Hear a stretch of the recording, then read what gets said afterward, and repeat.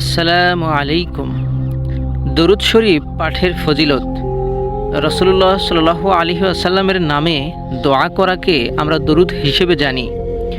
দরুদে বলা হয় আল্লাহ তাআলা যেন রাসূলের উপর সাল্লাল্লাহু আলাইহি ওয়াসাল্লামের উপর রহমত বর্ষণ করেন।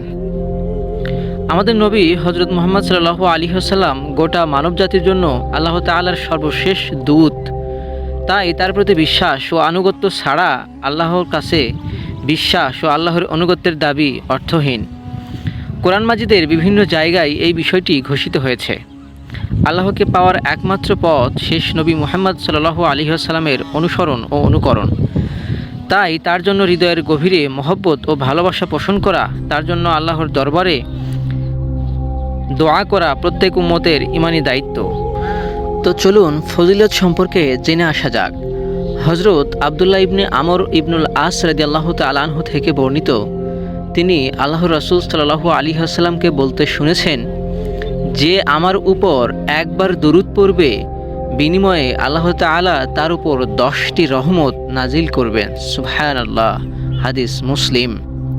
অন্য হাদিসে আছে, হযরত আনাস রাদিয়াল্লাহু তাআলা আনহু বলেন, রাসূল করিম সাল্লাল্লাহু আলাইহি ওয়াসাল্লাম বলেছেন, যে আমার উপর একবার দরুদ পড়বে আল্লাহ তার উপর 10টি রহমত নাজিল করবেন, তার 10টি গুনাহ ক্ষমা করে দেওয়া হবে।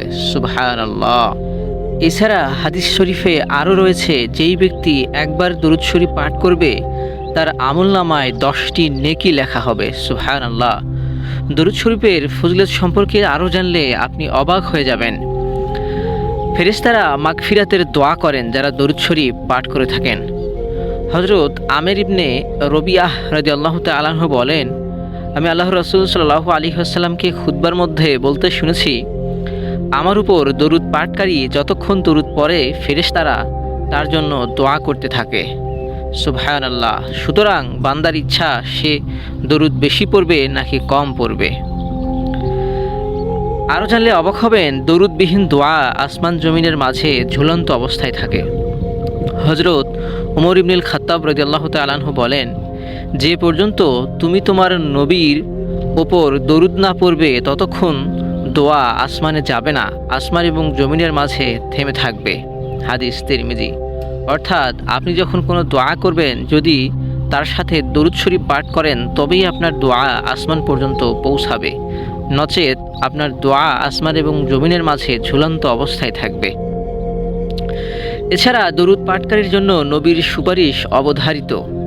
হযরত রুয়াইফি ইবনে সাবিত আল আনসারী রাদিয়াল্লাহু তাআলা আনহু বলেন, আল্লাহ রাসূল সাল্লাল্লাহু আলাইহি ওয়াসাল্লাম বলেছেন, যেই ব্যক্তি এই দরুদ পাঠ করবে তার জন্য আমার সুপারিশ অবধারিত হয়ে যাবে।